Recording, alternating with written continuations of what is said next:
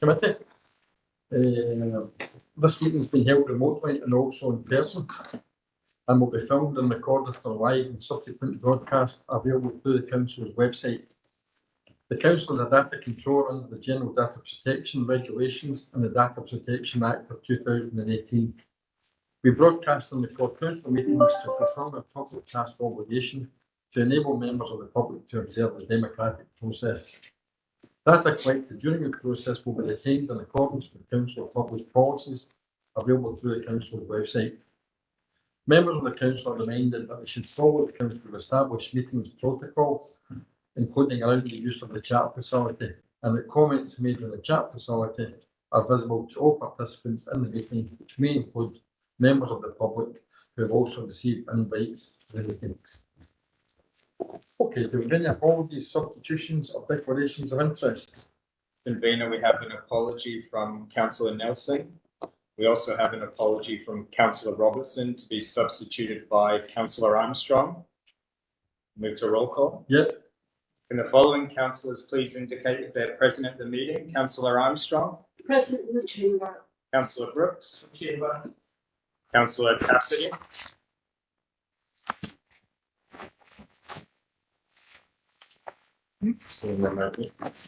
Councillor Fogarty. Councillor Crowther. Present remotely. Councillor Curley. Present. Councillor Jackson. Present remotely. Councillor McCabe. Present chamber. Councillor McCormick. In the chamber. Councillor Quinn.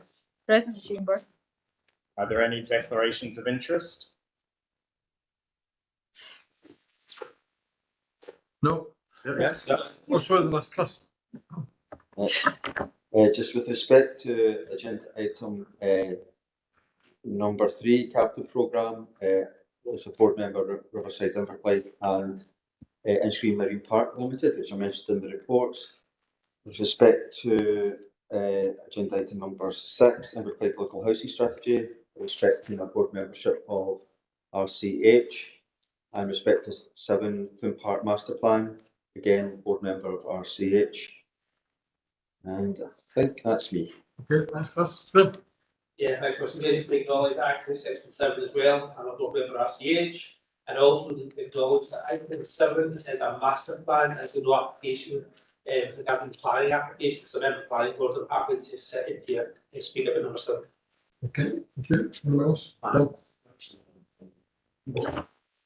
And just sorry for I didn't put my terminology, but the passing the objective test, I'm quite happy to stay in the chamber for those items. Okay. Okay. Moving on to the performance management section of the agenda. First report is item number 2, which is revenue. Matt, you want to take us through it? Chairman Convener, although Councillor Crossley still has his hands up from the prior post, I don't want to speak to him first. Sorry. Sorry. Paul.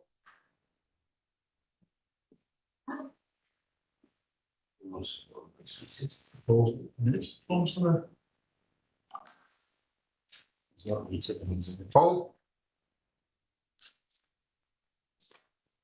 No, we can see it on the remote way now. Okay, Matt, you want to just carry on? Yes, thank you, Convener. This is the normal revenue monitoring report for the committee. I would draw your attention to paragraph 1.3, where we're reporting a £203,000 overspend to the moment. That is an improvement of £148,000 from that reported at 3. I wouldn't propose to go through the details of that. They are highlighted at paragraph 3.2. I would just highlight again that the main issue here is obviously the parking, which is showing nearly a £250,000 deficit in there. That is, as you're probably aware, being addressed through the budget process as a pressure. So while that's an issue for this year, it hopefully won't be for next year. We'll look at that going forward. And without that, would actually be a small underspend at this stage. That's all I'd really like to say. I'm happy to take any questions on it at the moment. Okay, Matt, thanks very much. Any questions for Matt? No. Any recommendation? Great. Okay, item 3 is the capital programme. Capital programme, sorry, Matt, you again. I'll be myself, convener. All right, okay, sorry. No problem. I won't go through every project in the capital programme report, but I'll just highlight two specific items for noting and approval. On the West McCall Street project, it's taken longer to conclude the detailed design and agree the contract terms and price than previously programmed. We're still anticipating being in a position to recommend acceptance of a pricing programme for phase 1 within the next week or so. However, it will involve the use of emergency powers, as we were not in a position to include anything in the agenda for today's meeting. On the Greenock Town Hall roofing project, we're now out to tender, and we're seeking delegated authority to progress an acceptance should tenders be returned within the pre-tender estimate of 2.175 million, as stated within the body of the report. That's the committee approved recommendations, and myself and any of the other officers present who contribute to the report are happy to answer any questions on specific projects. Okay. Thanks, Eric. Okay. Any questions for Eric? Plus. Thank you. Just with respect to the cycling, walking safer streets, I note the comments in the report about working with Peelports for a route through Kingston Dock, looking for improvements from Kingston Dock to Mirren Shore. I welcome the improvements from Kingston Dock to Mirren Shore, but I just wonder if we can get a bit of clarity from officers with respect to the route through Kingston Dock, because previously it's been reported as improvements through Kingston Dock, but I read it from here that it's going to be a new route, which is, I find surprising since there already is a cycle route through that area. I just wonder if officers can bring some more additional information on that. Okay. Eric, do you want my one? I don't have the detail on that one, I'm afraid. Stephen, I don't know if you could answer that one, if you've got the detail. I don't think I could bring much more to the table then either. Convener, I think we need to come back to Councillor Curley separately and update him on that information. Okay. Just because, thank you very much. I think my concern is that if you're putting in an additional cycle path in Kingston Dock, given the fact that there's already a cycle path through the estate, I'd be more inclined to support investment in other areas as opposed to in that area, given the fact that as yourself, convener, was photographed in an issue cycle path next to the estate as well. Yeah. So I just make concern if we're not talking about improvements to the existing route. I think I'd be very concerned that they might have an over provision, given the lack of provision elsewhere in the area. And if convener, just with respect to the Inverclyde traffic study, would you possibly get some information about when we'd expect to get a report back on that, about what possible projects have been identified and what the outcomes of that report will be? Stephen, you want to come back up? Thanks, convener. Unfortunately, I can't give you a date on that. As you'll appreciate, it's a very large project. It covers the whole of Inverclyde. I don't have a final date for delivering that, but I will try to see how far ahead we are and update on that as well. Thank you. Thank you. John.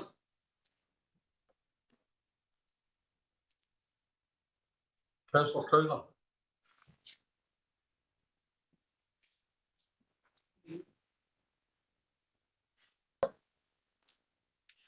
John on mute. John, are you on mute?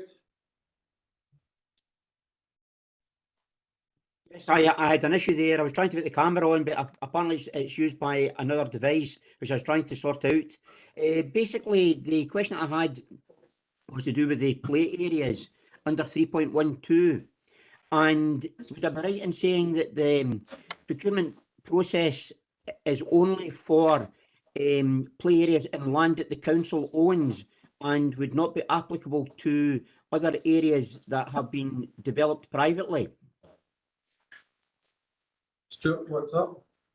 You can hear. The majority of the play area installation is certainly on land which the council owns, Councillor Crowther, but not all. So if I could give you an example of Lunderson Bay, whereby the council made significant investment in that play area, but we don't own that land, we lease the land.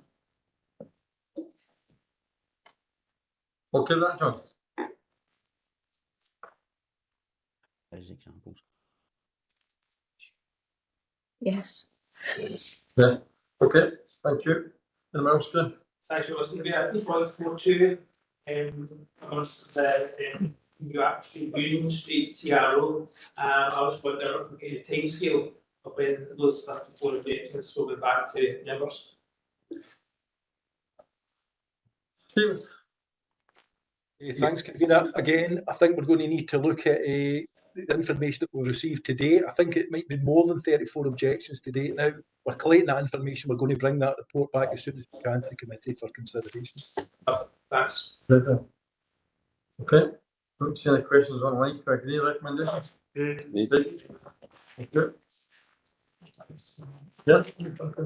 So if you could get just a quick white councillor Christie's his microphone there, he has emailed to indicate something against once here. To declare interest in items 5 and 16 in the agenda by reason of a relative being on the board of one of the organisations mentioned, but having applied the rejected test, it was a pure text about it, just late decision making.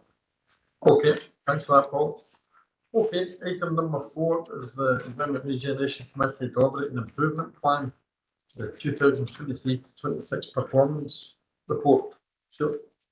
Moving on to Environment Regeneration CDIP was approved on the 4th of May. The workshop was subsequently held with members to review the indicators. This is the first of the formal reports and I received following the end of the workshop. We've incorporated a number of new measures. Paragraph 3.6 highlights the items which are complete, namely the central housing study. We're developing the LPs, the alcohol emission vehicles, and also in respect of landfill waste that are now complete. Paragraph 3.7 shows slippage in the City Hill project, West Blackpool Creek local housing strategy, which is also under consideration today, Convener. Workforce planning and the BFOR report plan for central housing project, as well as the refresh of the economic strategy. The dashboard, which is contained within your paper, highlights a number of red alerts on page 34, which officers have corrective actions in place to address applicable regulations. Okay, thanks very much, Stuart. Any questions? No? Can I agree recommendation? Yeah, thanks. Okay, item number 5 is annual procurement report. Eddie. Thanks, Convener. The report presents and seeks approval to publish the annual procurement report for 2022-2023, which is included as Appendix 1. In terms of some of the highlights, compliance, local spend and SME spend are all slightly improved on the previous year, and that's in the context of an overall increase in total procurement spend. The report also provides a brief update on other procurement work streams. In terms of climate change and net zero, these were originally planned to be captured in the 2022-23 annual reporting. However, the various tools and guidance on how to embed and assess those aspects have taken a bit longer to develop, and they'll be expected to be captured next year. This is a section. There's also a section on the proposed contract and supplier management policy, and our 15-month pilot being taken forward on a proportion of contracts to improve how we monitor and manage the performance of our key suppliers and contractors. And last but not least, there's a summary of what will be involved in the upcoming PSIP assessment, with the last assessment being back in 2018. I'd ask that the committee approve the recommendations, and myself and David are happy to answer any questions. Okay, thanks, Eddie. Steve? Yes, it's just to understand the sort of the implications of having non-compliance regulated spend. What does that mean in practice for us? I think David can probably explain that better than me. Thanks. You, Chair. Effectively, we go through a process of analysing all the council's influenceable spend, and we offset that against what the council's contract standing orders say in financial regs to ensure that that's how we get compliance, and that's what we're gauging it against. So effectively what we're doing is going through the process. There's a very high level of compliance at 94 odd percent.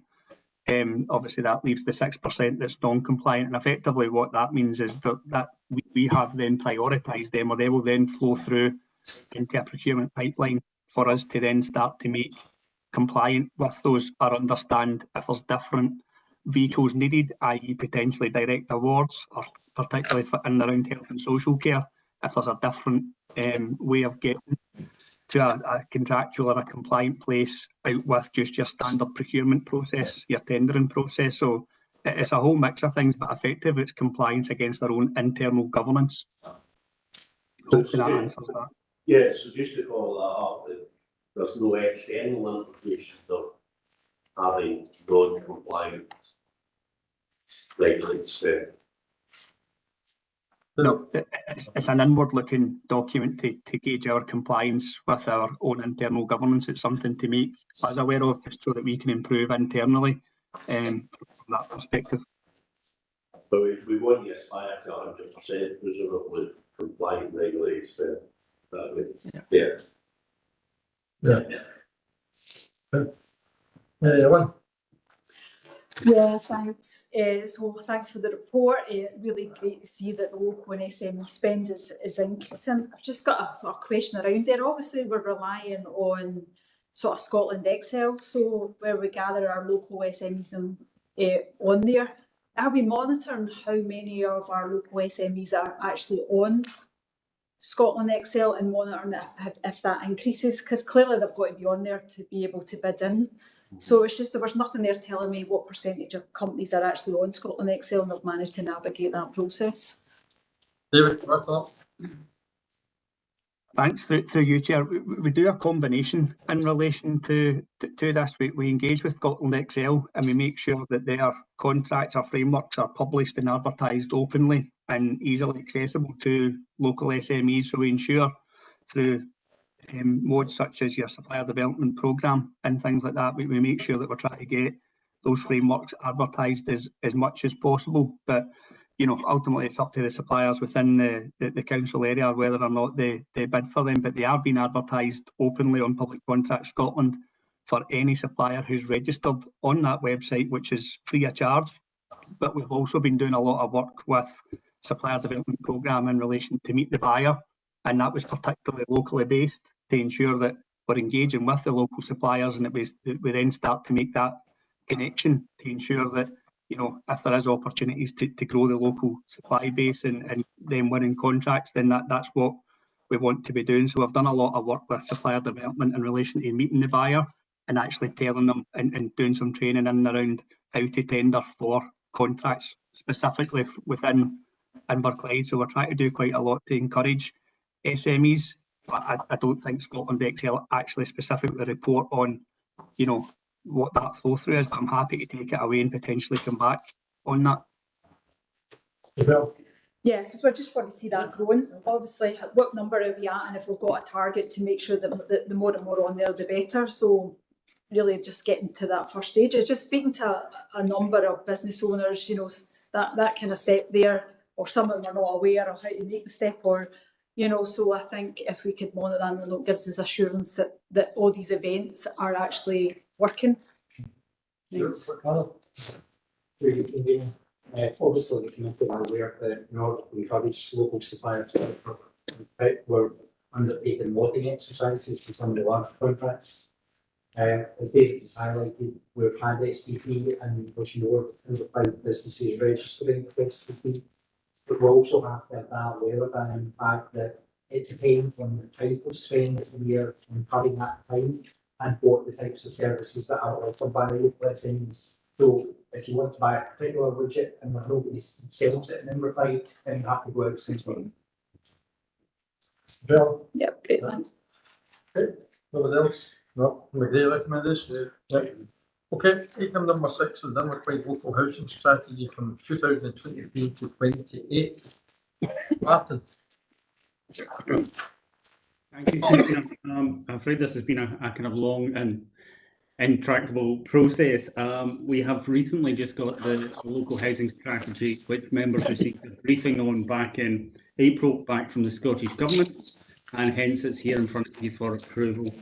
The feedback from Scottish Government was generally positive, and you'll probably see in section 3.3 that mainly positive comments, a couple of questions about specific groups that we hadn't explicitly mentioned, but that had been with relatively good reason. In terms of implementation of this strategy, what we are looking to do is set up delivery groups for each of the 4 outcomes and a steering group to oversee the process. And we will use those delivery groups to assess whether the initial action plans at each section are still fit for purpose or if they need tweaking. and also to set up planning for when we will actually meet each of those targets.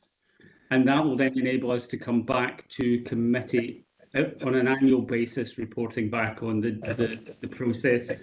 We are hoping that the engagement for the development of the LHS was very good with partners, and we are hoping that that will continue.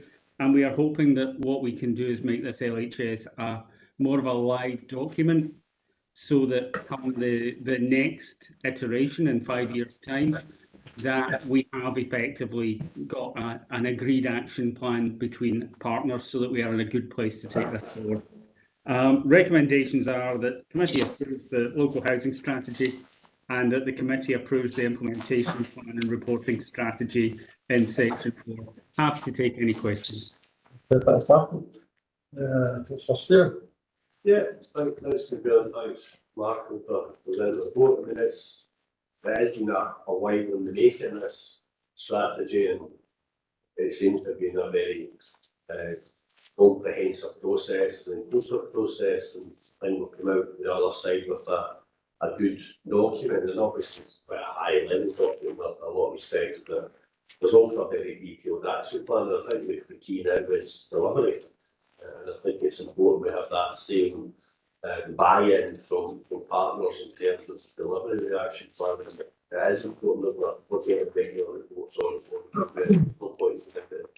this level of work, and producing this document without there being now a real focus on delivery. And I think you mentioned Martin earlier on at the briefing that we're expecting to the next meeting of the committee, the housing investment plan to come before this, and it will be useful to see how this new strategy is reflected in the housing investment plan.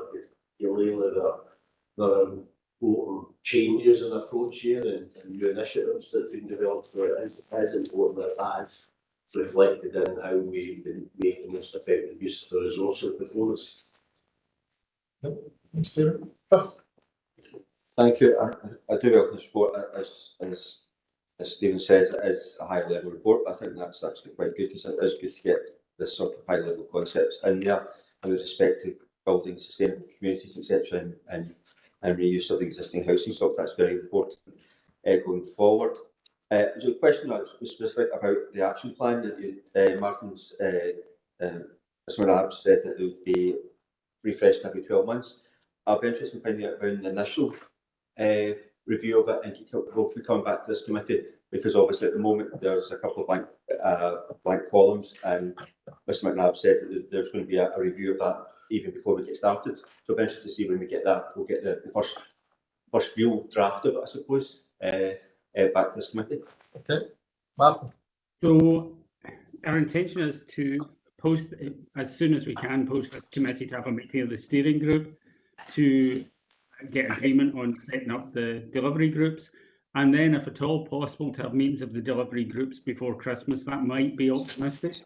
So realistically, I think to come back to committee with an initial report on a revised action plan, and bear in mind that the action plan in this document was a snapshot, and it may be that it does need tweaking, but I would suggest that it would probably be appropriate to come back to the March committee with an update.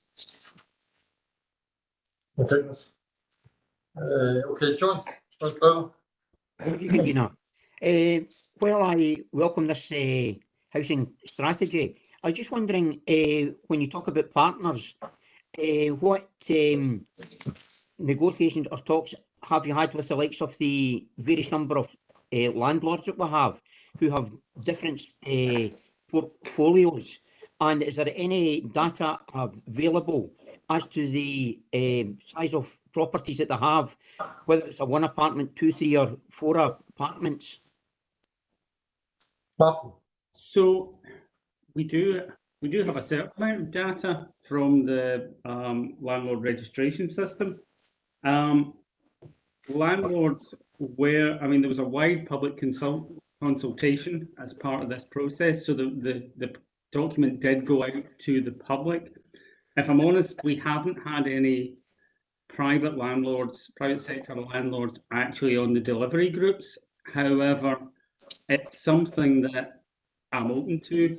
It's possibly something that maybe we can have a wee look at to see how that might be done. I suppose the question is, how do we get somebody that's representative of the very large number of private landlords we have? It's obviously a lot easier to do this with the registered social landlords. We know who they are, we have the contact details.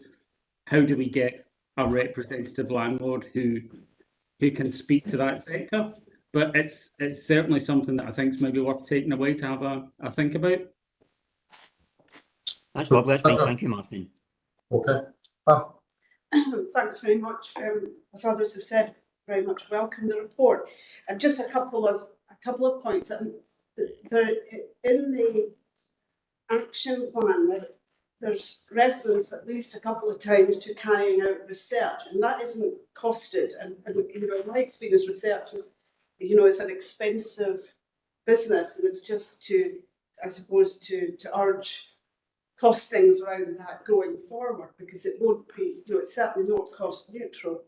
And another point on page 33 in our papers, page 26 of the document, I have to say I don't recognise, it says there's evidence of an oversupply of 2 and 3 bedroom homes. Now, I mean, 2 bedroom homes, yes, but you know, what I've had in surgeries and parent council meetings is problems experienced by families whose children are a bit older and they have a 2-bed and they've a girl and boy and they need a 3-bed, and that is just simply not a lot available locally, and then they obviously face the prospect of moving and so on. So you know, I'm just saying that I don't recognise that oversupply of 3 beds, but maybe when there's more detail and it's more localised, you know, it would make more sense to me. Thank you. Martin, you want to come out? Yeah, I suppose I'd make a couple of comments on that. I suppose that's a very general statement about the total stock across Inverclyde, including the void stock. Now, you know that a lot of that void stock is not in a position for people to move into at any one point in time. We also know that the local housing market is quite is very localised, and that's something that I think we need to look at in this to make sure that actually there's sufficient supply in all areas, because that is very much a challenge. Particularly when we're looking at things like amenity housing, etc., people do not want to move between areas of Inverclyde. They want to stay where they're from. So that needs recognised. So I think we do have some information on supply. We have information on demand from a bit of work we did with the RSLs. But yes, there's a need probably for a bit more work to break that down and find out where the gaps are. So I think that's probably something that does need doing, Councillor. Thank you. Okay, well, thank you. Yeah. Okay. Let's see him down the chat. We're okay with that? Can we give you recommendations? Yeah. Okay, thank you. Okay, item number 7 is the Queen Park Master Plan. We had a brief this afternoon on said plan. Who's taking this? Martin. So I'm not going to add a great deal to what was said earlier. However, the key point about this is that it's a master plan, it's a strategic document. It's part of a process that we need to follow going forward in terms of potentially redeveloping Clune Park. So it probably doesn't represent an absolutely final position, but it's what we need to take this matter forward. So happy to take any questions. Okay, ma'am, thank you. Any questions for Martin? No? Okay.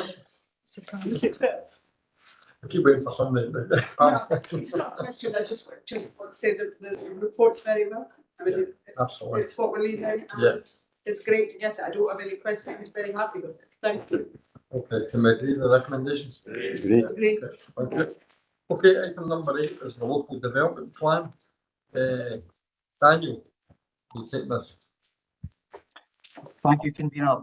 This is a report summarising the current position in relation to the renewal of the local development plan for planning policy purposes. The report is for information and noting purposes. Of the current local development plan, the adopted plan is in place until August of 2024, and with agreement, a new local development plan will be adopted by March 2026.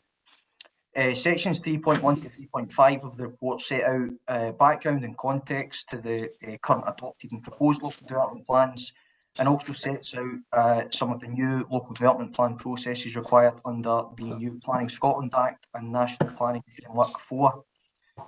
The current intention in relation to the renewal of the local development plan is to utilise planning consultants to enable us to provide a quality local development plan and adhere to the timescales that I've previously set out. Due to some challenges in terms of our structure and resource, we are looking to utilise planning consultants. At present, we are utilising market research, and we have a deadline for submissions tomorrow for planning consultants to put forward details of their suitability to work with us to deliver the local development plan. At the next committee, our intention is to present the development plan scheme to be approved by the committee. I'm happy to answer any questions that there may be on this matter. Thank you. Okay, thanks, Daniel. I should have said, Daniel, it's the first time that you presented the committee, so you're most welcome. Thanks for your input.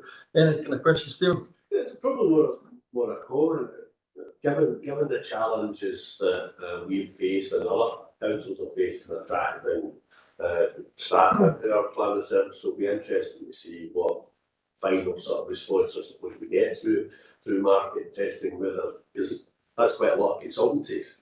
It'll be interesting to see whether they've got the capacity that we and other councils are struggling to attract. I mean, we've obviously just referred to the local housing strategy, and obviously we do external consultants like that, and I think that'd be pretty successful. So I'm hopeful that this process will be similarly successful, but we'll be interested to see if we've got a fair amount of interest in terms of working with us to deliver this LDP, because it is important that we can move this exercise forward. Okay, thanks, Stephen. Any other member? No? Committee recommendations? Thank you.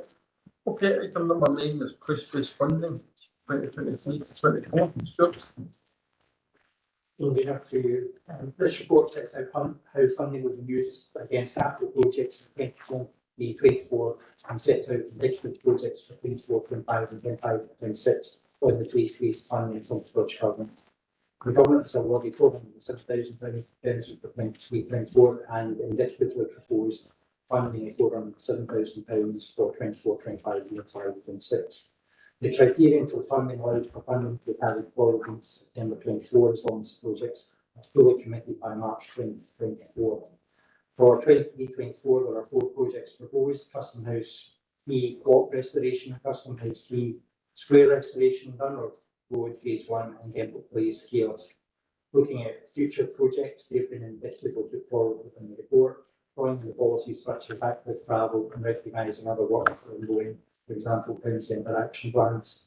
This is currently an indicative list. The Scottish Government funding has not yet been completed. Projects will be defined and brought back to the Environment Regeneration Committee once funding has been confirmed. You'll notice that there is a significant difference in terms of the scale of projects that are being proposed as part of this year's place-based funding, and that follows guidance from Scottish Government. Happy to take any questions. Thank you. Stephen? Yeah, I don't have any sort of difficulties with any of the projects that have been put forward here. Always happy for us to invest in major town cleanup, as Councillor Copley knows, and obviously the other projects are welcome. Just ask officers to remember that we do have important villages in Inverclyde, and I know that there is existing funding within our budgets that we are currently looking at as part of the review of our capital programme. But it is important that we continue to recognise the needs of our villages and invest in our villages that are where a lot of people live and are important centres as well for the population. So please don't forget Thanks, David. Graham? Yeah, thank you very much.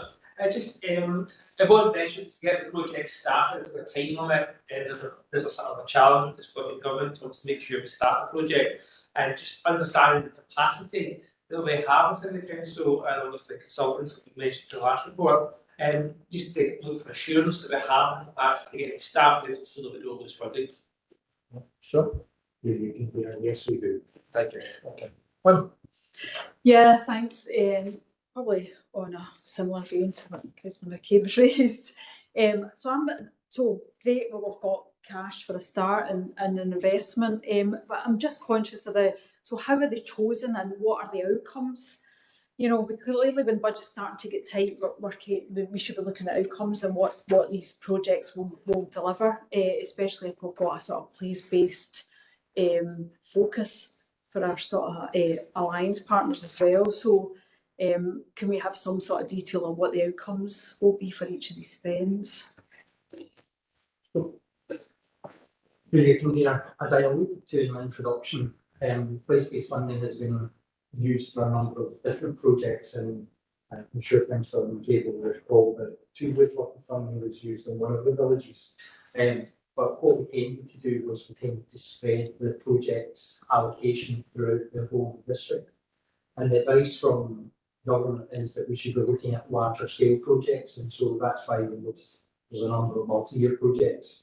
With regards to the outputs from the 4 projects that I identified, they're clearly definable, and we're happy to bring reports back to the committee showing what the outputs of projects will be. But you'll recognise that, for example, the Custom House plot restoration, it's a specific project. The Custom House plot will be restored back to it's at an appropriate level. It's fitting for its location. There's an element of the Custom House Square cobbles which remain outstanding. They've been identified as a health and safety issue, and the council hasn't funding that's been available for that purpose. So it's closing off that outstanding works in respect of Custom House Square. Runner Road has been from committee before, and Kemple Place Kiosк, you're very familiar with, and it's bringing it back to condition which is usable. But we'll happily bring back the regular reports in terms of the progress against everything that's identified in the report. Yeah, thanks. I think, I'm just keen, apart from Customer House, people be able to tell the time, and I was just trying to understand what other outcomes that delivers. I'm fully supportive of that project, but I think, so Kemple Place, I could probably tell you what the outcomes will be for the town and the benefit, but that's just purely because of school. But I think it's useful to see what it, by just having a name in here, it doesn't really tell us that. Thanks. Yeah, thanks. Yeah. And just on Custom House, the plot restoration, can I just say, I think on it, when people were leaving the last 200 years, that plot would have been the last thing you actually see on leaving these shores. And it's up to us to ensure that everything of this town is looked after. So I'm delighted that we're doing what came to its former glory, because I'm sure of the many thousands and thousands of people that come from these shores, it's one of the last things they've seen, their ancestors seen when they were leaving. So I just think it's a little project, and I just think it. But the people are people are in general, and the Custom House called somebody we should actually look after, and I'm delighted it's part of this engine. It's not true that Councillor Koch was standing on the shore waving his foot off. I think I might be the moment after that. Still good to emotion. You got me, Jim, you got me. I just use an iPhone. Right, so just on this, I just want similar to, I think, a slightly different point to Councillor Graham's point about the fully committed aspect of it. It says fully committed March 2024, so I'm looking at Dunroad Phase 1, and I'm just wondering what that really means with respect to that project. Does that mean we've effectively got a tender and a contract started, a contract agreed by that point to start that project? Precise rules. Steve? Yeah, I think Councillor Quinn raises an important issue overall in terms of the benefits that flow from this type of place-based investment. And we've faced a lot of criticism at times over the years to say, well, why do you invest money in nice statues, etc., or public realm works, etc., rather than other things? And I think that's a fair, legitimate challenge. But I suppose in respect to this funding, overall, we will make the decision. This is funding that we get allocated to us from the government for particular purposes. Whereas if we were receiving this amount of money without any strings attached, we might decide to say, we'll invest it in something else. We might invest it in employment initiatives, we might invest it in training initiatives, etc. But the reality is a lot of the funding we are getting is allocated for different purposes. And that is part of the dialogue that's going on at this moment between the Council and the Scottish Government around the Berry House agreement. Is how do we remove all these separate pots of money and ring fencing and give us the ability to make decisions that we think are in the best interest of the local community. But as the system still exists at this point in time, then we're going to try and make the most effective use of the funding we've got. But I think it is important to understand that. But I think that it's also important, Stuart, and this is where I'm going to ask the question, is for people, lay people, and also ourselves, to understand the economic rationale for investing in these type of initiatives. What do we see as the longer term benefits that come to the community from that? So you, convener, the title of this fund is the place-based funding initiative, and the main objectives are to try and make the place better. So in terms of the physical infrastructure projects that we're proposing within this, it's about making improvements to the built environment.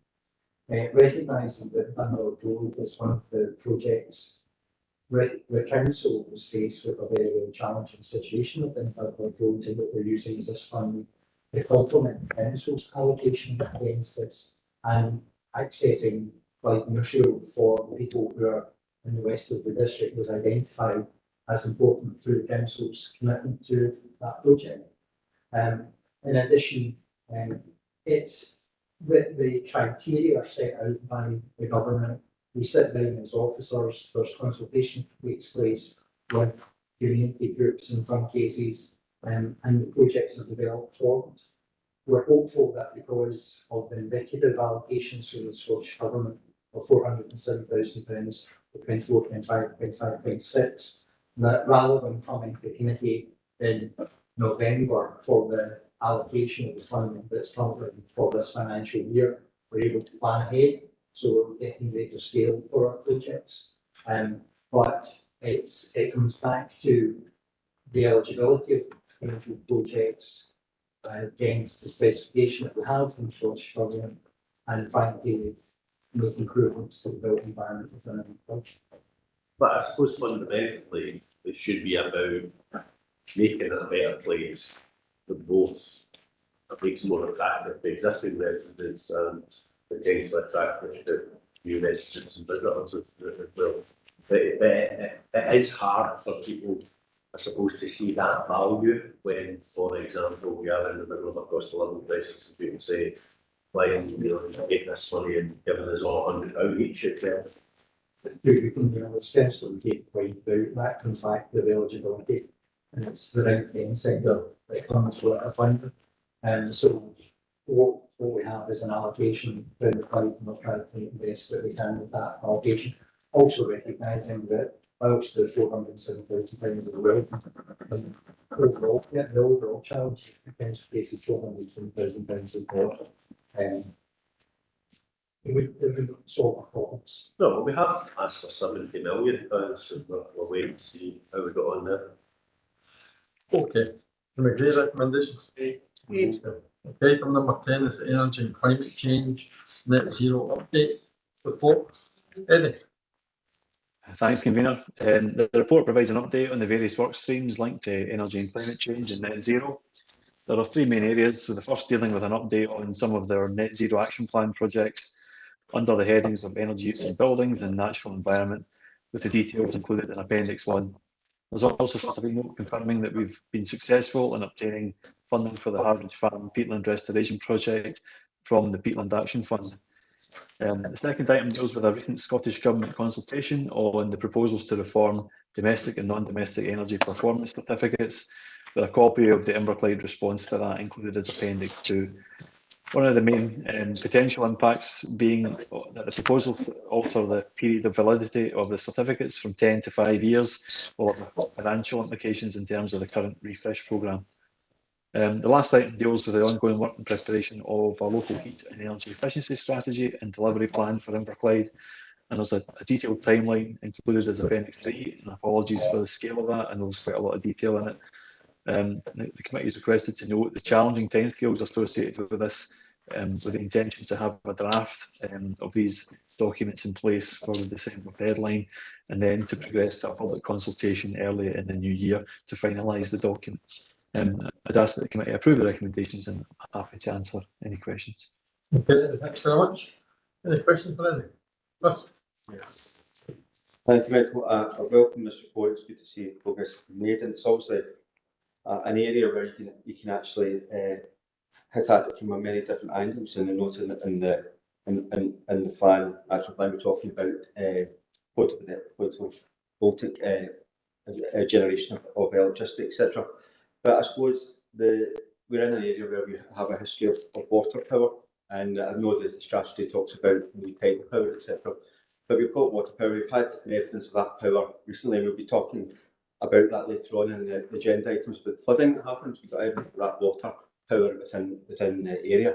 So I'm just wondering whether or not there's an opportunity to expand on that within future iterations of the action plan and strategy about utilising water power and water assets within the area. In fact, we've recently been contacted by a community group who are looking at a number of water power schemes within the area, and one of them actually they've identified actually is related to the Inverclyde Council's own assets, which ironically actually is the Green Cut, which is the start of the water power, the energy generation in Inverclyde, and they're suggesting that the cut could be reutilised, reused for actually electricity generation.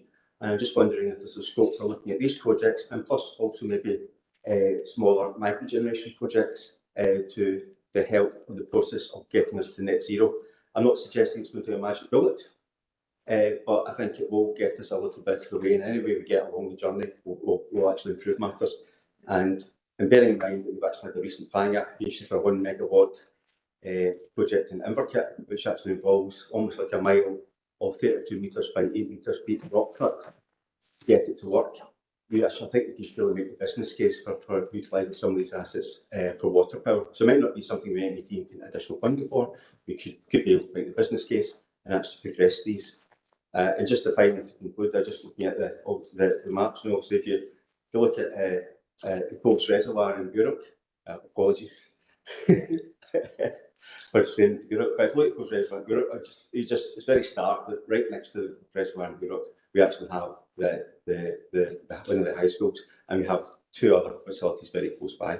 So these facilities should be able to utilise this kind of power generation as well. Thank you. Good. That's you. Officers are acutely aware of the reservoirs, hardens, culverts, and then decline. And we're looking at a number of schemes within those locations. So, for example, with Clyde, it's energy from or a heat from water solution. Looking at micro-generation, both in terms of hardens and potentially culverts. So, acutely aware that Inverclyde was built, or products in Inverclyde were built using water power in the past, and there are still assets that are available to us, but also recognising that there are liabilities associated with some of those assets. So, yes, is the answer to your question. We are looking at it. Thank you, and I think it's good to see that has been considered, because I think part of the strategy we talk about the blue sky technologies, but in actual fact we've got proven technologies which you should be able to utilise now, and I think that there's a business case for actually adopting them as part of this process. So I welcome the commitment from officers and I look forward to seeing such proposals in the future. Okay, thanks, William. The local heating and energy efficiency strategy, which is a rolls off until easily. 3.5 talks about the reality of it and homes and non-domestic buildings being crucial. We don't also own many, probably 9 homes we own. So the major homeowners in reply to RSLs in discussion with us to ensure that this policy and the strategy is working for the benefit of them as well as the benefit of our strategy. Thanks, Jim. Yeah, and through your convener, yeah, we are engaged with all the RSLs, and we have invited them to our kind of kick-off meetings in terms of LHEs. They've met with the consultants. We've sent out various survey monkey to engage with them to understand where they are in their own journeys towards net zero and how they can interface with the council's preparation of this strategy and delivery plan. So yes, we are absolutely engaged with the RSLs. That's all we have. Yeah, I suppose we should follow up with all those questions. So in terms of the water issue, we've discussed that before, and it's like, so and Stuart obviously said, yeah, we're looking at that. It's just to understand where you're looking at that is captured, because it's clearly not directly on this action plan that we've got to report. So where is that captured? And the same question from Vail. That was a big section of the local housing strategy that we've just approved. So I suppose then it's where is Martin's team side of things working with their partners, dovetailing with NST working on this one. Do you want to come back? Yeah, and through your convener, that there is reference to us looking at a district heating network project in Appendix 1 in item 2.3. It mentions it in there that we are going through a feasibility study at the moment on that, and that is in progress. We have also engaged through the Scottish Government district heating mentoring programme, and we're started on that journey. It's a 12-month programme. There's reference to that in that same section in the Appendix 1. So it's a start of the journey, but these projects are complex. They will involve likely private sector investment. There'll be different types of model you can engage. At the point of starting down the road of these programmes is to gain that officer knowledge and the shared experience and collective knowledge across different authorities and even other countries, including Denmark, who are way ahead of us in this area of activity. So we are actively engaged in it, but it is at the start of a process. In terms of tying in with Martin's activity, I know Martin mentioned earlier about setting up various boards and meetings. One of those will interface in terms of the LHES as well, so the local housing strategy has a part to play in that, and we've passed on that document to our consultants as well, so that they can take cognizance of it in the work that they're doing on LHES. Yeah, I'm just looking at that, you know, so obviously things are joined up, and I know that there's an event some of us are attending in the not too distant future where Robert Lighthomes, we've obviously Robert Lighthomes has got a bit of expertise in terms of a smaller scale district heating scheme. So it's just understanding that. But the question around the water is that where are we capturing that and having it on our agenda? As Amy indicated, we're looking at a district heating system. That district heating system would draw water from the harbours as opposed to the Clyde of Crown Estates. And that district heating system would then potentially supply heat River Clyde Leisure, West Scotland, ourselves and ourselves as a central Greenock district heating system. We're also recognising that if you make a comparison with the Cape Queen's Quay development in the Clyde Bank, it was a £20 million investment programme. So what we have to do is we have to look at the opportunities that are available to us, and certainly we've made representations to colleagues in Scottish Government about when we were looking for a district heating system through the Clyde Mission. How it's captured is it will be captured as part of the net zero strategy, and how it manifests itself will be subject to funding potentially going forward. But there's been comment made in the past about blue sky thinking, and this is part of the blue sky thinking where we are looking at where there may be opportunities for funding coming from both within the council and out with the council in order to maximise things for them. Well, so in terms of the sort of initiatives around using the dams and the cut, etc., that would be captured in a future iteration of this strategy. Yeah. That's been actively looked at. Members will recall that there was a project with Scottish Water, which seemed to take forever because of catchment agreements and things. And obviously, what we're looking to do is, rather than have to pay for the utilisation of that water, can we capture the benefits from it if it's in our system as opposed to someone else's system. So looking at the harbours that's within our system, to draw the water from that, yes, you can. It means there's a longer pipeline in order to get to the peak equipment, but it's whether that offsets itself against the cost of having to pay to draw water from the pipe. Are we doing that? All the time. Okay, so Yeah, Convener, I was just going to come back in just to partially answer Councillor McCabe's questions. The kind of identification of heat network zones is one of the key things that will come out of the local heat and energy efficiency strategy, and the delivery plan is the part that's going to put some meat on the bones as much as it can in terms of how that could be done. And one of the ones we'll obviously be starting looking at is the kind of central green area that Stuart has mentioned there, and that's why we've been undertaking that feasibility study in the background to feed into that LHEAS development and delivery plan development. So it will come in front of the committee when it's at a point where we have that document drafted. Martin, did you want to come in? Yes, just on the links with the LHS. So LHS outcome 4 is people in Inverclyde live in good quality, carbon friendly and energy efficient homes which reduce fuel poverty. So obviously there's a key link. We will be having a delivery group from this, and what we'll be interested in doing is actually minimising the amount of extra work that produces, because there's obviously a lot of this work will also be going on through the LPs piece. So we'll be trying as much as we can to mesh the two things, although our emphasis might be slightly more on the retrofitting side rather than the heat networks, but the two things do go together. Okay, thanks, Martin. Okay, can we agree recommendations? Yeah. Okay, item number 11 is the recent flooding event of the 7th of October. Eddie. Thanks, Convener. The report provides the committee with a summary of the flooding event of the 7th of October and the actions taken ahead of, during and after the event.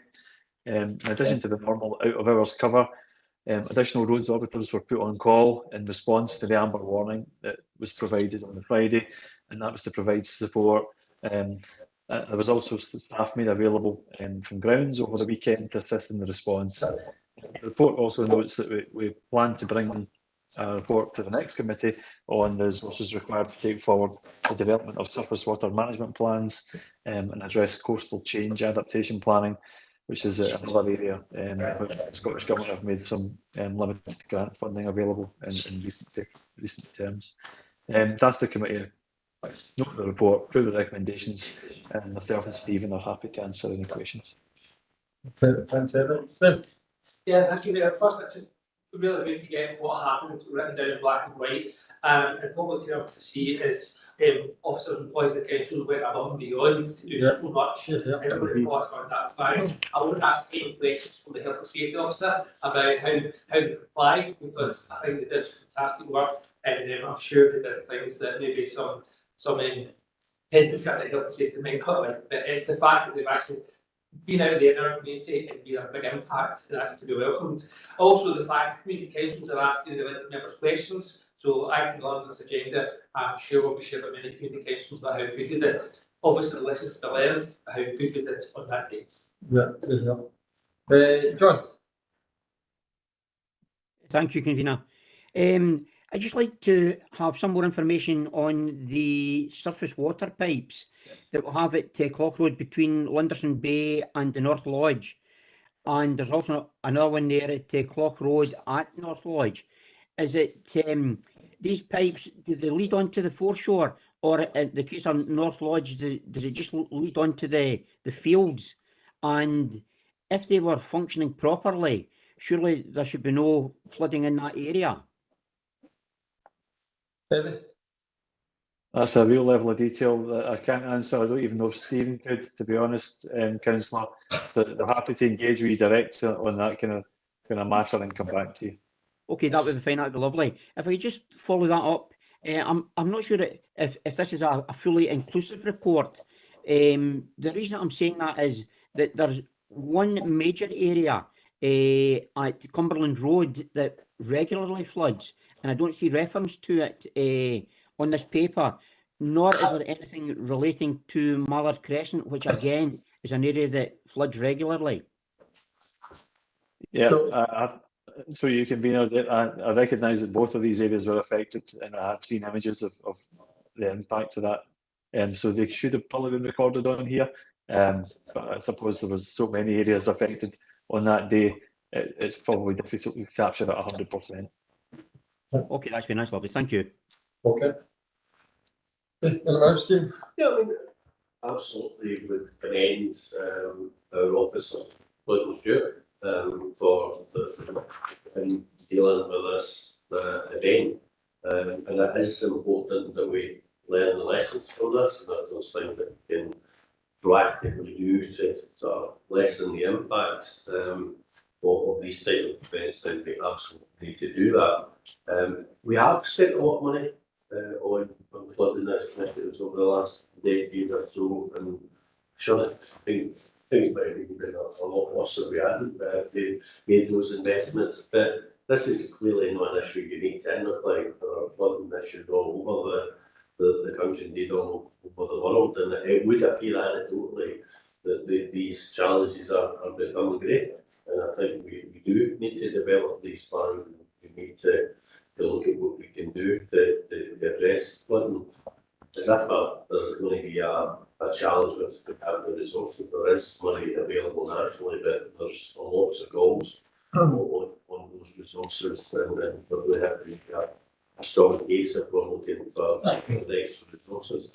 But the one thing that always comes to my mind when we're dealing with these type of situations, emergencies, there's a lot of expectations on councils to respond to these emergencies and have the capacity to respond to these emergencies, whether it's flooding or whether it's snow coming and ice, etc.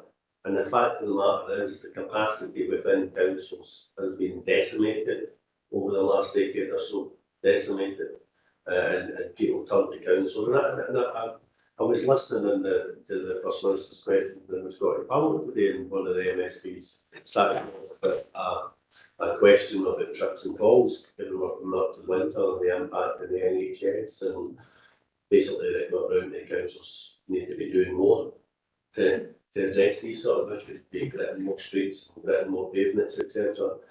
And I think that's people who just don't understand the impact of the financial decisions that they've been taking over a decade, how that is impacting on the capacity of councils across the country to respond to these type of emergencies. No. Yeah, the points that Councillor Dave makes are well made. You recognise that 2.3 were identified that the proposal in respect of the January committee looking at resource implications. Right. The common difference in the Cape Highlands is that the flooding allocation from the Scottish Government is massively oversubscribed, and the Chief Financial Officer is estimated that it could be well into the 2030s before there's any money from the Scottish Government in terms of flooding. Also, we need to, and I suppose the general public, right, look towards the council to fix things, but yes, there's a lot that comes from the sky, but there's also work that comes from other public sector partners in the form of reservoirs, etc. There's also the drainage infrastructure that you're not responsible for, we are obviously responsible for drainage infrastructure within our own area of responsibility, but Scottish Water does have a part to play in all of this, and we recognise the frustrations that members of the public have when there is a flooding event. But I do recognise Councillor Brooks's comments about some of the locations that some of the officers were in, and we probably shouldn't have been. I would just like to say, whatever the other Ward 3 was badly affected, and there was folk in Kilmacombe Road who just moved back into the house after the last flooding incident. They only moved back in literally weeks before this happened again. And I don't know if it's the right time to kind of ask this question, or if I should look at it whenever we're discussing the potential demolition of the former Glenbrae nursery site. But my question would be, would it be possible for that site to be considered as part of a potential flooding solution for that area at the bottom of Kilmacombe Road?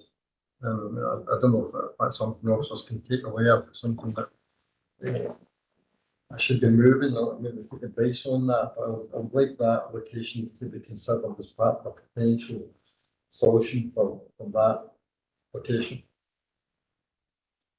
Sure. So obviously there is a substantial item on the agenda in respect to Glenbrae, but it's the will of the committee to consider that site as a potential flood solution, and officers would be happy to look in. Maybe you're not. Happy to agree on that. I think No, I just wanted to support what you said, Convener. I mean, if there's anything to be done with that site, I don't really understand it, whether it's a pond or a culvert, I don't know. But if we have the opportunity, fully support Convener's comments. Thank you. Thank you, Michael. It is rather fortuitous we have had this event here. And luckily we've had this opportunity possibly to make use of a redundant site in the council that may contribute to mitigating that flooding in that area. I think going back to the sort of the discussion, yes, I think I welcome the comments made by elected members about our staff and our officers going out above and beyond. I think we do need to make sure that the flooding is a serious issue, but we do need to make sure that we call it that is sort of alluded to by Councillor Brooks, that we make sure that things are done in a safe manner. I think we have flooding is, even though it might be terrible in 6 months out of your house, it's not worth somebody's life. So we just need to make sure that that's been done properly.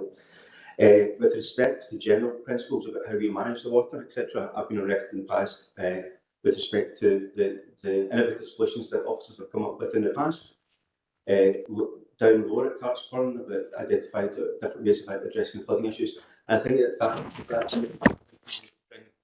to the fore now when we're looking at a lot of these, and it's counterintuitive hotspot areas with respect to flooding, which are as a cause of either the water not getting into the system, like in Kilmacombe Road, where it gets blocked, or it's water charging from the drainage system at different points, possibly at what they call Hilton Street and Rome Street, and how we actually address those issues. So you might not be able to get all the water within a system 100% of the time, but if the water doesn't get in the system, do we have a robust way to get it out so it minimises the disruption to our area? And so I welcome, hopefully that will be part of that surface water plan.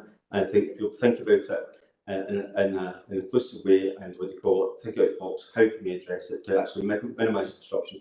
We don't want to be bringing up huge big stormwater culverts and things like that and spending millions of pounds because we just don't have the money. And it's a moving feast when it comes to the climate emergency and the changes in our environment. But we do need to see if there's any relatively small measures we can do to actually to mitigate these issues. And I think there is probably at Kilmacombe Road. One thing I want to raise, and it's something that Mr Jameson touched upon, is with respect to Scottish Water. Now, Scottish Water have a lot of assets in Inverclyde. Some of them they're not using.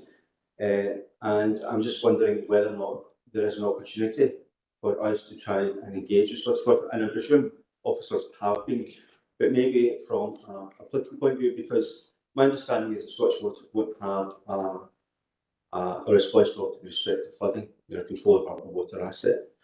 But I think we have a good neighbour responsibility here with respect to their assets. So I'll give an example in Windhall Reservoir. Myself and Councillor Broder walked the reservoir at the start of summer, and the reservoir was full. And the water was coming down the spillway. It was a nice day, not causing any problems. I understand that before this flooding event, that spillway was running as well. So that meant that reservoir was full. So the reservoir was full all summer. There was no opportunity for that water to be stored in the system, and it all came down onto the road. Now, I think we need to have some sort of more active management of these assets within the Clyde. Scottish Water, I do think, has a responsibility to the local authority and to its neighbours to ensure that it's as simple as reducing the water level in that reservoir, so there is capacity to actually take that extreme event when it happens. So at the end of summer, that reservoir should not be full. There should be ability to store water and then move it on at later date. So I would like to see if there's an opportunity for us to try and engage with Scottish Water to see if there's simple actions that can be taken and simple management actions that can be taken to actually mitigate the solution to the problem now, as well as identifying other solutions going forward. Because use an analogy of the bath. Your bath is full and you put some additional water in it, it just goes straight down what they call overflow. If you have the bath what they call half empty, the water doesn't go out the overflow. It's as simple as that. Can we look and see if we can get some engagement with Scottish Water to try and empty these reservoirs in the summer? I can say Stuart right and vigorously to my right with the meeting, Stuart and I and Councillor Jackson were meeting at Kilmacombe Road, and the very subject was discussed.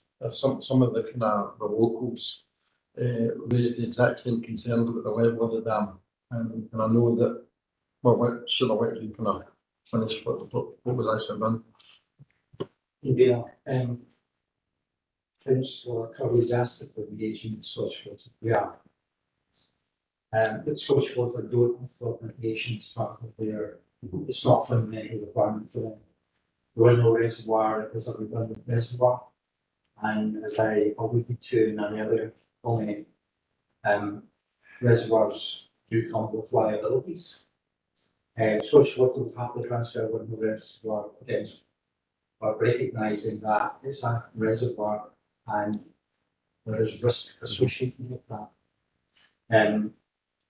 There is a meeting taking place next week in respect of Kilmacombe Road, which includes elected members both to UK Parliament, Scottish Parliament and the Clyde Council, along with Scottish Water. And we will be asking, we've got written responses to our questions about why there is no capacity within that particular reservoir. But remember that that particular event, there was water coming out of places that it was very unusual for water to be coming out of.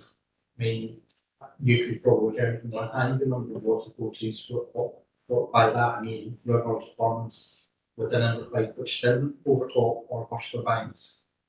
So yes, we are engaging with Scottish Water, and I agree wholeheartedly with the Scottish Water, whether they may have a legal obligation, they have a good neighbour obligation, and in particular with Windhall Reservoir, where to venotch it, then it would create capacity within the Windhall Reservoir. The Windhall Reservoir is one of many that we need to deal with, and it's how you ensure that all of the public sector partners are playing their part in this process. We talk about Elgin Street. Elgin Street, it's not about gullies that's problem. Grove Street, it's not the gullies that's problem, but there are potential solutions, and we would need to recognise that not all of those solutions lie in hands of attention. And it was like Councillor Dave's point that we need our public sector partners to play all sides. Thanks for that. I think thanks for that, and I welcome the fact that you're meeting with Scottish Water, but I would like to raise a point from an example of this is when we need to maintain our reservoirs, we can squint something, turn the tap on and drain them. So what costs us the Scottish Water do exactly the same in Winhill and the other reservoirs lately and don't need that water resource. So I'd be interested to see what comes back from the subsequent meetings, but I think we certainly should press the good neighbour point and thankful the officers agree with that we really need to make the situation that we all need to be pulling in this direction, because not one person can solve the problem alone, and everybody needs to take their share of their community responsibility, if not legal responsibility. John? Thank you, Convener. Under 3.4, it mentions here about the train services, in particular the Glasgow Central to Wimms Bay. Now, we know that that line is frequently closed when we have any period of heavy rain, and it closes at Branston Station. Now, this obviously is detrimental to many travellers in the southwest of Greenock, not to mention Inverkip and Wimms Bay. I was just wondering if there's been any engagement with ScotRail or Railtrack in order to try and identify why that area is so susceptible to flooding. Not aware of any engagement with Railtrack. Stuart, I don't know if you're aware of any. So you can be no, but we will engage following committee to see if there is anything that can be done. But also, you see from social media that the Worcestershire branch and station that people are problem from Network Rail. Yeah. Okay, John? Yes, that's fine. That's lovely. Thank you. Okay, one. Yeah, we made it to the end. I was going to just cancel my question, but anyway, so that's, I think I just want to associate with Guillaume's comment, about staff going out. We kind of witness them, especially when there is a don't travel unless it's absolutely essential warning, and you've got, council staff out in vans that are tackling huge areas. So I think it's going back to the point where I got a number of calls on the day, and Europe was pretty much an island. Nobody could get in, nobody could get out. So the issue, whilst I had sympathy for those that phoned me because they couldn't get to Greenock to do whatever they wanted to do in Greenock, I did get a number of elderly people phone me about their houses potentially flooding. So I think there may be something to look at the planning, that the council can't solve the problem. They shouldn't really be coming to us to rescue anyone, but to have some sort of local spotter areas where it's community centres, the same as we've got with the grit bins. If it's grit, we've got the capacity to try and help our community. There was no access to kind of sandbags or any kind of local flooding measures that we could probably as a community come together and help some of our elderly residents. So it's just to maybe try and put some bit in the plan. How can the community help others? So I think a few of them were phoning the local fire station to see if they had any measures. There was nothing there at the time, so maybe that's a centre for Europe that we could have some sort of sandbags or measures there just for that. I don't think anybody could have done something on the 7th of October. I think they just call it an act of God or whatever you want to call it. But if we've got these small things that we can come together to try and help the best we can with neighbours. Central staff were with sandbags, so I know because I was phoning Stuart and I know they arranged for folk to get sandbags to their properties, but is it possible, can I Google how would that work, Google location where the sandbags can be picked up? Through you, Convener, during the course of the event, we went from a situation where we're trying to keep roads open to where we're trying to keep properties safe. And at one stage, our houses being evacuated with Scottish Fire and Rescue. Maybe Scottish Fire and Rescue were the ones who they provided mutual aid to because both of our fire stations were flooded. There is the road service do have a supply of sandbags, but they're also recognising that in the main protecting private property is the responsibility of the individual. But that didn't stop us going out and trying to help people. The concern with putting sandbags in or leaving them in flood areas which are susceptible to flooding is the vandalism aspect and the deterioration of sandbags and ending up with a mess. We'll look to see if there's something whereby there's a potential repository in each of the areas, but also we're faced with the asset management challenge of the reduction of council buildings across the district. So see what we can do, and also recognising that the employable resource within council is fairly limited because of the availability of staff. But Yes. we'll take your comments. I think it's relying on the council staff to come to us to give us sandbags when the warning is to travel. So you're expecting someone to travel through, you know, because no one would have got from Greenock to Gourock anyway and risking themselves to get there. That if the fire station or some of these other partners could help with that, then that would be an ideal spot. Yeah. Okay. So can we agree to note the report and add on the potential looking at if we agree to demolition of Glenbrae nursery, that we're looking at the potential solution to that problem, and also if we can pass on our thanks to the team as well for all the hard work. Okay. Sorry, Michael. It'd be good to get a report back on, and then officially on engagements with Scottish Water. Yeah. Okay. Okay. Number 12, the agenda is the employability update. Stuart. In relation to the report provides an update on council's employability services and contracts set in the economic landscape, changes in grants and state minimum time, and seeks delegation of authority to future provision. The statistics contained in the table are mixes improvement and deterioration from 2024. Employability services are delivered through a combination of contractual and direct delivery provision. The council currently has 4 contracts with the trust, Getwell, Enabled, and Underground Device and Employment Right. In addition to excellent and practice provision, the council delivers support with modern apprentices, graduate work experience programme, wage subsidy programmes, parental employment support programmes, and in future jobs, learning, payments, security levels, to name but a few. I apologise that the report doesn't identify the work that's contained within the council's direct delivery provision, but the team that's contained within that provision what have 4 permanent members of staff, a team leader, 2 employability and sales officers, and 1 support officer, and 5 external employees who are subject to Scottish Government and UK Government funding. In terms of the activities that we undertake, there's the £1.7 million worth of internal modern apprentices, key worker roles, and you'll recognise that the modern apprenticeship programme has been a very successful programme, with 85% of the MEs securing employment for the programme.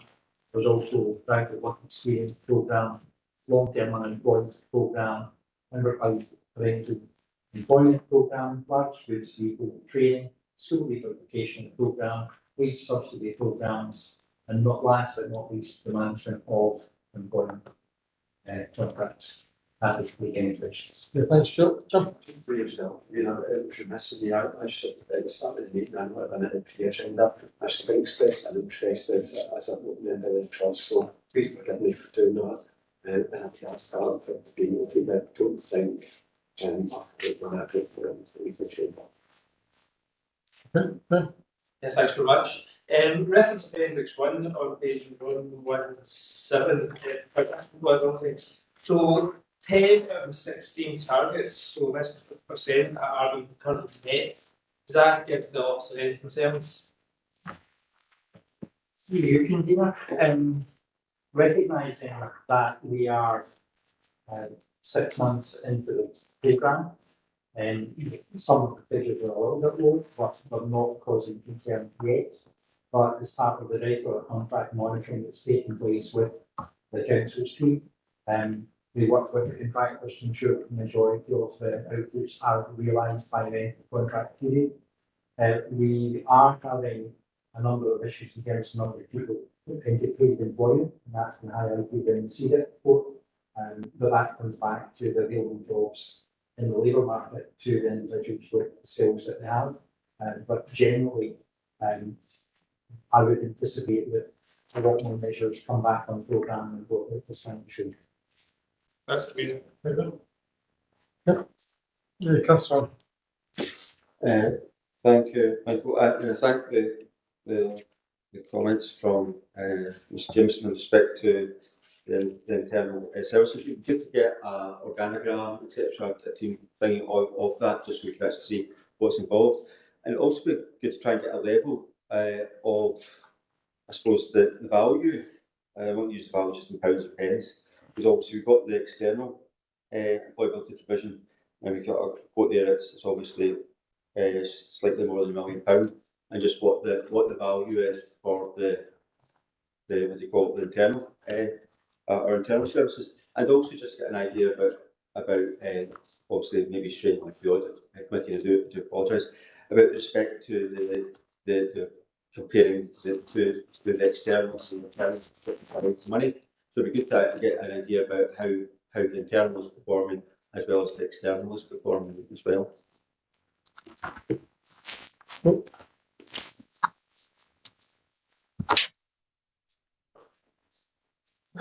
You okay? One honest. Got an answer, Chris? That's general why you ask questions.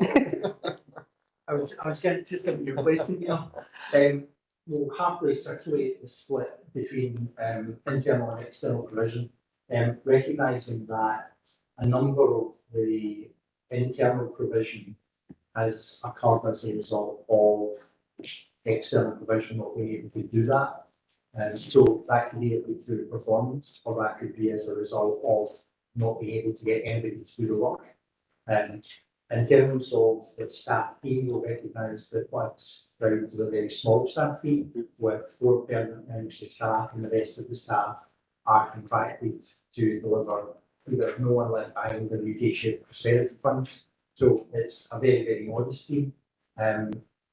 In terms of the value for money associated with it, I don't know how to necessarily compare that, given that it is such a small team in comparison to external contractors with a far larger overhead. Now, you could argue that all the way up the chief executive has a contributing factor in the internal provision, and it's just getting a better handle what we expect to see there.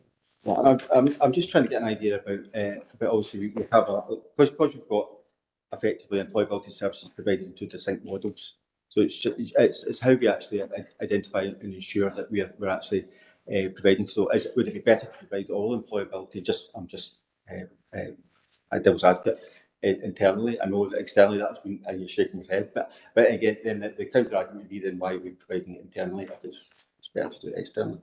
Okay, we'll look at that and see if there's something we can bring back to the future. Thanks, Convener. Just a quick question. Mr. Jameson, you when you were detailing the staff team, you indicated that a number of posts are central government funded by central government. My question is, did those posts have to be internal or could they have been external? Thank you. Through you, Convener, they could be. And recognising that a number of the programmes that I talked about are delivered both internal and external. So if you look at the Shared Prosperity Fund as an example, there are specific interventions in that where we use the third sector for delivery of those interventions. There's also delivery interventions that contain within pension.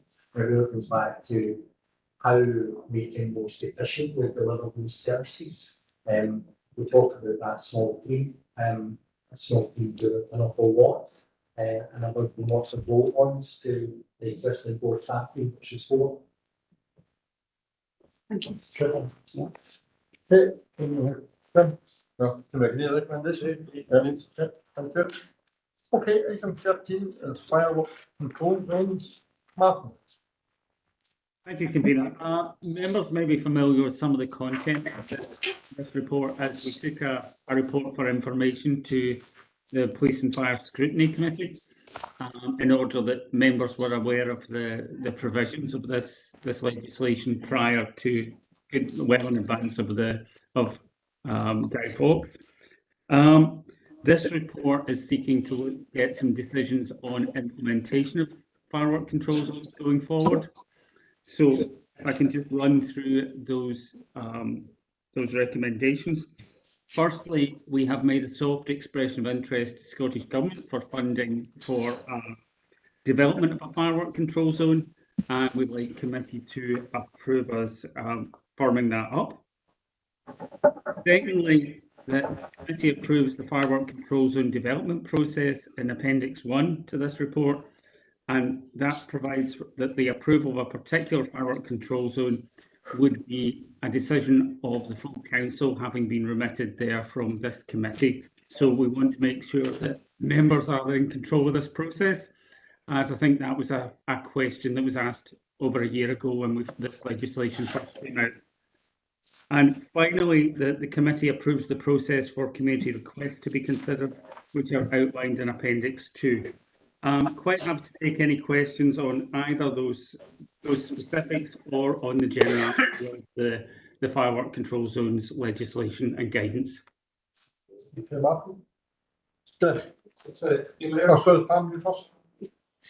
Okay, thanks, Convener. Yes, I welcome the report. It seems to me that the negative or problematic impact of fireworks in respect of vulnerable groups, and certainly in respect of animals, it's not the flashes, it's the bangs. Now, my question is it within our powers to stipulate that we have silent fireworks? Because it's the noise, not the light show, that certainly in respect of animals, both domestic and, farm animals, agriculture, and for farms and breeders and so on, is it within our powers to have a requirement for silent fireworks? Thank you. So I think there's probably a couple of aspects to that. So firstly, I'm happy to go back to Scottish Government and ask that question. My gut feeling, though, would be it's probably not, because that would be specific to firework types, which is generally governed by UK legislation rather than Scottish legislation. And I'm not aware of how simple it would be to do that, but I'm happy to ask the question of Scottish Government, because I don't think that's covered in the guidance. So I'm happy to go back and ask that question. The second part of my answer is more in relation to, I suppose, the generality of a firework control zone. The guidance is very specific that we have to cite specific examples of why we want to bring in a firework control zone. It has to be limited in size, it has to be limited in timescale. So we cannot bring in a firework control zone that covers the whole of Inverclyde, for example, or even, for the sake of argument, the whole of Greenock or the whole of Port Glasgow. It has got to be related to a specific issue.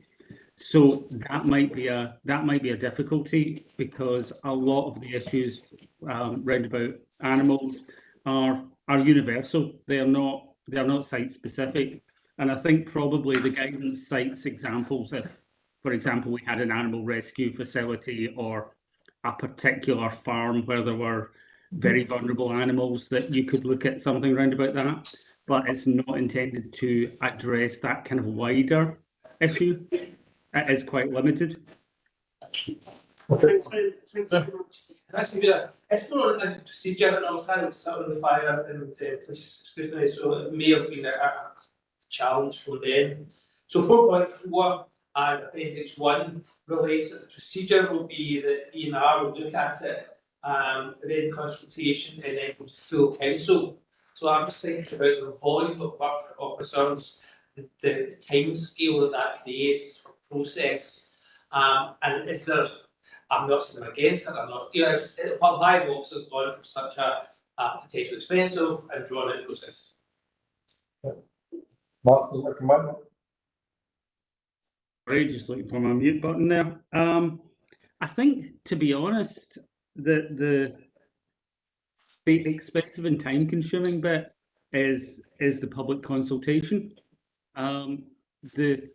Bringing it to committee, yes, adds a bit of time, but doesn't necessarily, I don't think, adds anything in terms of complication, because we'd simply be bringing it for approval, and that would then be remitted to full council. I think the difficult bit's the development and the public consultation part. So I think it's probably right, and CMT certainly was consulted on this, and they felt that it was appropriate for it to come to full council, having been to ENR. And I don't, yes, it potentially adds a bit of time, but given that we are going to be looking at this from the perspective of a firework control zone, or more than one firework control zone being in place for this time next year, I think we're probably in a reasonable place to do that and get the proper approvals. Yeah, it's a bit interesting going forward in 4 years, 5 years time, whoever sitting in the chamber, that it may become delegated power, but that would be for them. So happy to agree with Yeah, I mean, this is obviously well-meaning, well-intentioned legislation from our betters in the Scottish Parliament. We simply haven't thought through the practicalities of this, to be perfectly honest. And I welcome the fact that our officers are interested in, and have put an expression of interest, and my understanding is councils are not queuing up to introduce firework control zones. And when you look at the report that went to the police class scrutiny and went to this, you can understand why. It's simply no practical legislation, but it has raised expectations. There's no doubt about that. I had an animal welfare group point to me a couple of weeks ago demanding that we got firework control zone in place for this November, and legislation further guidance is that we can do it. And I genuinely believe that they thought the whole of Inverclyde and every part of Scotland was going to be a firework control zone.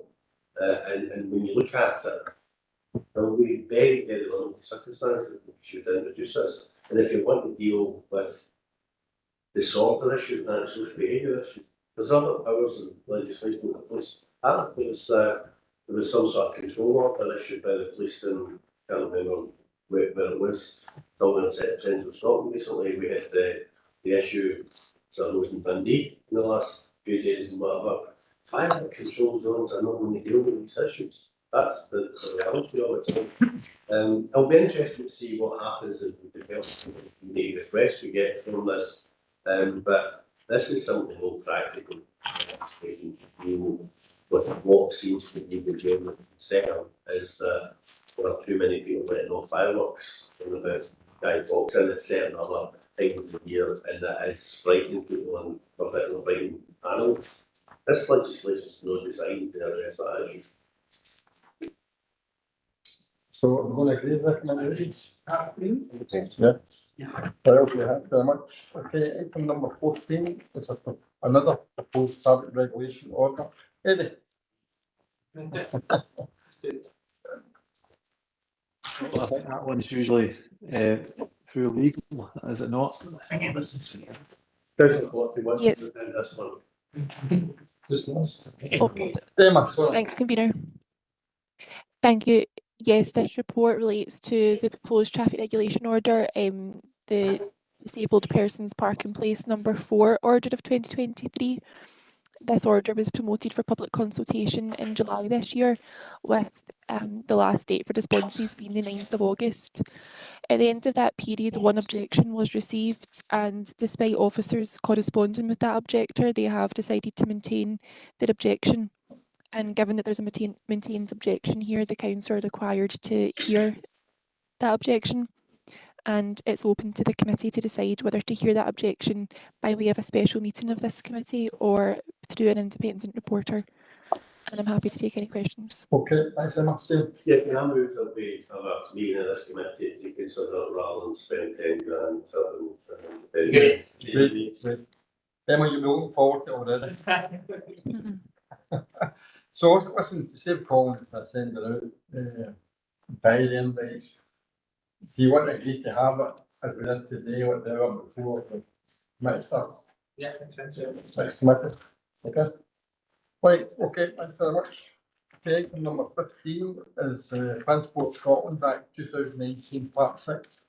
Parking prohibitions implications. David. Thanks, convener. The report provides the committee with a summary of the resource and financial implications associated with the Pavement Parking Act. The background sets out the legislative position and provides some detail on how the new powers are intended to be applied, including the exemptions that have to be considered. Section 3.8 outlines the process that has to be followed to be in a position to implement the new parking prohibitions, including the desktop and detailed assessments required of the characteristics of each of the roads across Inverclyde.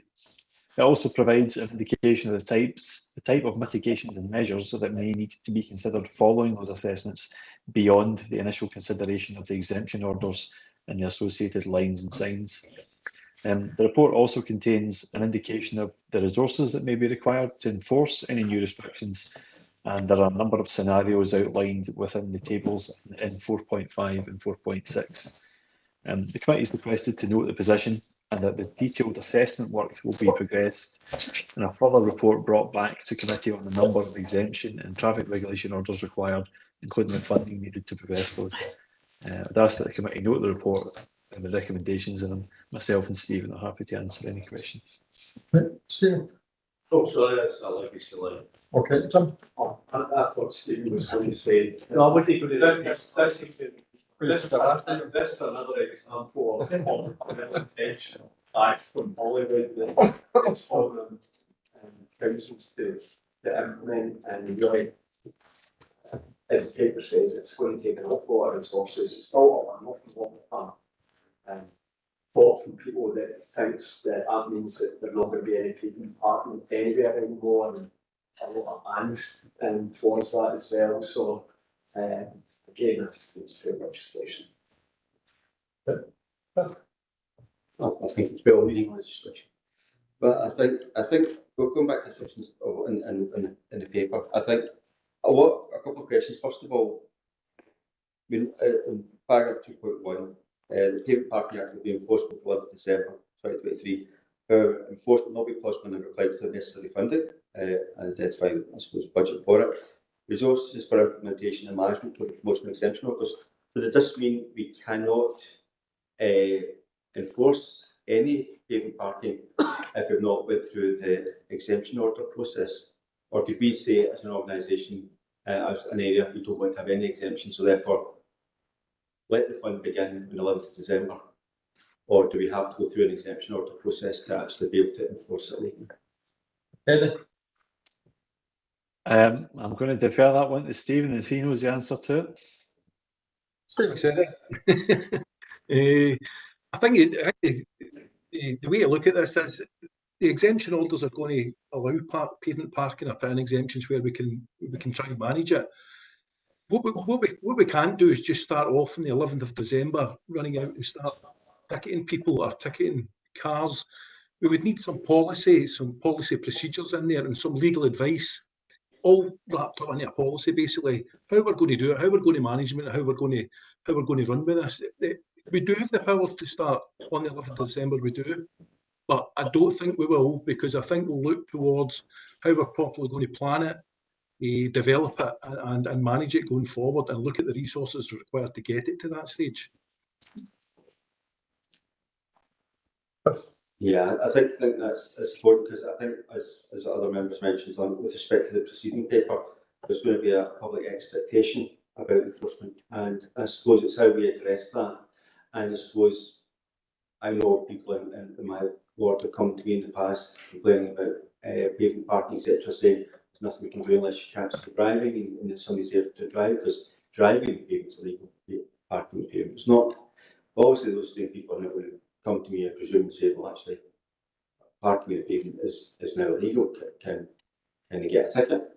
So I suppose I'm just trying to figure out how we actually, is there a way of interimly managing this? We're not saying we're going to go out and actively ticket people, but if there is a request that comes in from somebody for parking as well as an organisation, are we able to enforce, or do we have to decide what level of fine we have, all this sort of stuff? We're just trying to see exactly how we manage this expectation. Yeah. Thanks, convener. Yeah, I think you touched on it yourself, Councillor Cullen. We need to prepare for this. We need to get policy in place. We need to get plans in place.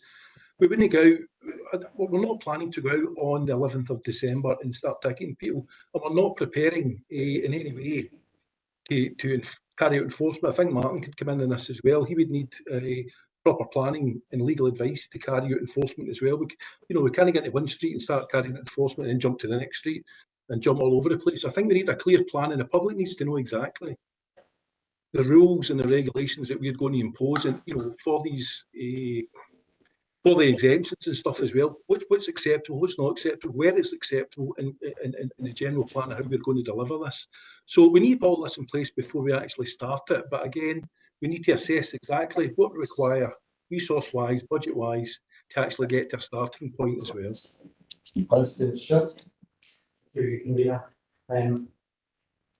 It's safe to say that this legislation is being enacted, but it is not being deployed across the whole Scotland. There are a mixed bag in respect of the implementation of it. The cities are probably well set up to deploy this because they've got large teams, they're able to absorb the costs, but having seen some correspondence from Transport Scotland, I would say that we're definitely not alone in the implementation of pavement parking by the 11th of December. There was an undertaking that as part of this process, there would be funding made available to deploy. That funding was not being forthcoming. So for small local authorities like ourselves, that becomes an issue. And you'll notice that the £56,000 that was identified in order to take this to the next stage is being contained within the directive. But the figures of £300,000, £200,000, £300,000 to put signs and lines out in order to be able to do this, not to mention the cost of potentially 300 exemption notices and the time cost associated with that should not be underestimated. Now, that's on top of the existing list of TROs, because the suggestion that we've had from colleagues is it's effectively a TRO or a TTRO that you're having to go through that legal process. So it's a huge burden on us, and no, we're not going to be making any enforcement on the Obviously, but I suppose it comes down to us as properly communicating that and having a proper, I know it's been agreed to a draft with respect to this paper. I suppose we need to have a proper comm strategy with respect to this. And also, I think, Mr. Chairman, you talked about the 300 orders. I think, from my recollection, we group a lot of these orders through parking together for a variety of areas throughout Inverclyde. I can't remember exactly how it was there. I think to Glasgow, Kilmacolm, Quarry Village is one area, etc. I'm just wondering, is this something that we can do for this, the exemptions, as we can actually do that as a large area as well? Because of course, the fact is you've got to try and minimise the amount of effort. If there is 300 streets to make exemptions by officers this public living, we don't want to have 300 what we call orders, because I'm damn sure there's going to be possibly 300 objections for each for each what we call it, for each order. So is this probably a streamlining this process? It can be argued that you can an undertaking that kind of thing the most cost effective way of deploying this, but the primary purpose of the report is to make members aware of that it will not be being deployed on the 11th of December. Yeah, I mean, I recognise what officers saying, and I understand the complexities of this, but at some point we need to make a decision as to whether we're going to enforce or not enforce, and if we're going to enforce, how we're going to enforce, and what the plan and the timescale for that is. So I'm presuming that we're going to get a report back in due course in terms of that. But I suppose, is it an option not to enforce? Do we have that choice? Still. I think that would be a local authority decision, whether we carry forward to enforce or we don't enforce. I think that would be within the local authority to make that decision at this time anyway. Yeah. We are looking for it to get through the next stage and we can define what's next, and then that way we can bring a each report to committee in order to come to the decision. Yeah, because the reality is, what you're telling us is legislation has been passed by Parliament, we're getting a small amount of one-off funding to look at developing our plans for that, but there is no recurring funding to support enforcement, and that you're supposed to essentially, presumably, fund your enforcement from DCN notices, and as they're saying with the criminalised practice, that's not necessarily a practical reality, because you're right, in terms of the cities make an absolute, Glasgow and Edinburgh, for example, I'm talking about, make an absolute fortune from parking and enforcement, an absolute fortune from it. So they absolutely, they can see that as a cash cow. So it's again, it's legislation, it's not to be thought through. And what about Chris's point, Stuart, the public comments? And we have something on the website, etc. Yeah. Okay, Chris? Yeah. Okay, thanks very much. We agree that transition, yeah? Okay. Okay, item number 16 is a contract being awarded from the 1st of April to the 30th of September. Eddie? Thanks, Convener. If this is simply the kind of 6 monthly contract award report, nothing specific to highlight. Happy to take any questions. Okay. And I agree with recommendations? Yes. Okay. Item 17 is annual assurance statement. Martin? Thank you, Convener. Closing the name, this is our annual statement that goes to the Scottish Housing Regulator on both our housing stock and our homelessness, the performance of our homelessness service. The annual assurance statements attached to Appendix 1. Probably the two things worth noting are the homelessness service in the year in the year to date has not had any what's the term? No breaches of the unsuitable accommodation order. Apologies for that. And that our housing stock, secondly, that our housing stock has declined. We now have fewer than we did last year. So I think we're down, if you'll keep me right, I think we're down to 6 houses on short assured tenancies. And hopefully at some point in the future, we won't have any to report. Okay. Okay, Becky? Okay, item 18 is the property asset management public report regarding Wednesday nursery. Eddie? Yeah, thanks, Convener, and it's been referred to already in discussions. It's got a single item dealing with the former Glenbeigh nursery building.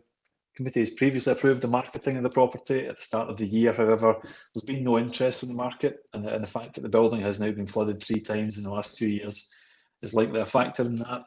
It's also recently been targeted by vandals, and we're seeking authority to demolish the building and leave the land as open space. Happy to take any questions. Okay. Any questions for Russell? Just for obviously, if it's flooded 3 times, not been affected so far, so we need to make sure the levels are lower when we demolish it. That has been discussed as well.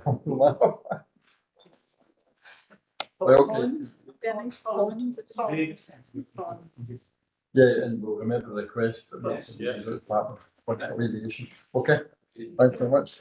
Okay, item number 19 is a property asset the private. Can move the resolution, no member of the public.